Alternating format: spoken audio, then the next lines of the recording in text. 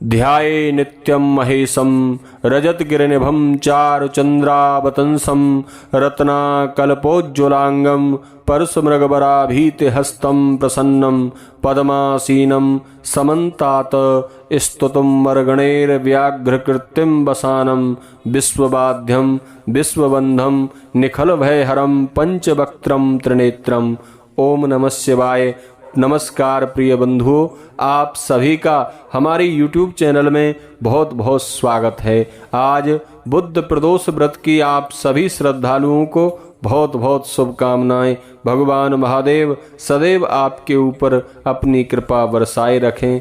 आप जिस कामना से प्रदोष व्रत कर रहे हैं, भगवान भोलेनाथ आपकी शुभ कामना को शीघ्र ही पूरी करें। आज ज्येष्ठ मास के कृष्ण पक्ष की बुद्ध प्रदोष व्रत की कथा को करते हैं प्रारंभ। बंधुओं, बुद्ध प्रदोष व्रत में व्रतकर्ता को हरी वस्तुओं का प्रयोग करना चाहिए। 108 बिल्व पत्र से भगवान शिव का अर्चन करें और साथ नंदी को यदि हरा चारा खिलाएं तो भगवान महादेव की कृपा बहुत जल्द ही प्राप्त हो जाती है। इस व्रत में एक समय भोजन किया जाता है और भगवान शिव का धूप दीप नैवेद्य बिल्व पत्र आदि से अर्चन पूजन किया जाता है। तो चलिए श्रवण करते हैं बुद्ध प्रदोष व्रत की कथा। एक बार प्रेम से कहिए, बोलिए शंकर भगवान की जय, पार्वती माता की जय।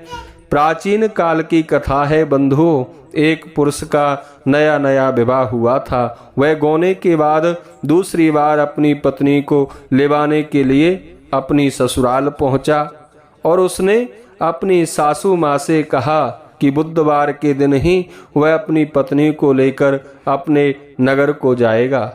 उस पुरुष के सास ससुर साले सालियों ने, ससुराल वालों ने उसको बहुत समझाया कि देखिए, बुधवार को पत्नी को विदा कराकर ले जाना शुभ नहीं माना जाता है। लेकिन वह पुरुष अपनी जिद से टस से मस नहीं होता है। बेबस होकर सास ससुर को अपने जामात और पुत्री को भारी मन से विदा करना पड़ता है। पति पत्नी बैलगाड़ी में चले जा रहे थे। एक नगर के बाहर निकलते ही पत्नी को प्यास लगती है। पति लोटा लेकर पत्नी के लिए पानी लेने को जाता है। जब वह पानी लेकर लौटता है तो उसके क्रोध और आश्चर्य की सीमा नहीं रहती, क्योंकि उसकी पत्नी किसी अन्य पुरुष के लाए लोटे में से पानी पीकर हंस हंस कर उससे बातें कर रही थी। क्रोध में आग बबूला होकर वह उस आदमी से झगड़ा करने लगा, मगर यह देखकर और भी आश्चर्य में पड़ गया कि उस पुरुष की शक्ल हूबहू उससे मिलती थी। हम सकल आदमियों को आपस में जब झगड़ते हुए काफी देर हो गई तो वहां आने जाने वाले लोगों की बहुत सी भीड़ एकत्रित हो गई। राजा के सिपाही भी वहां आ गए।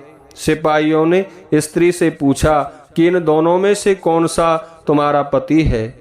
वह तो बेचारी असमंजस में पड़ गई, क्योंकि दोनों की शक्ल हूबहू एक दूसरे से मिलती थी। बीच राह में वह पुरुष अपनी पत्नी को इस तरह लुटा हुआ देखकर उस पुरुष की आंखें भर आईं। उसे अपनी गलती का एहसास हुआ। मनी मन भगवान शिव से क्षमा याचना मांगी और कहा, हे भगवान शंकर, मुझसे बहुत बड़ी भूल हुई है जो मैंने अपने माता पिता तुल्य सास ससुर की बात नहीं मानी, उनका सम्मान नहीं किया और आज बुधवार को ही अपनी पत्नी को विदा कराकर लाया हूँ। मुझे क्षमा करें, आगे से कभी ऐसी गलती नहीं करूँगा, ऐसा अपराध कदापि नहीं करूँगा। उसकी वह प्रार्थना जैसे ही पूरी होती है बंधुओं, दूसरा पुरुष वहां से अंतर ध्यान हो जाता है। वह पुरुष सकुशल अपनी पत्नी को अपने साथ लेकर अपने घर पहुंचता है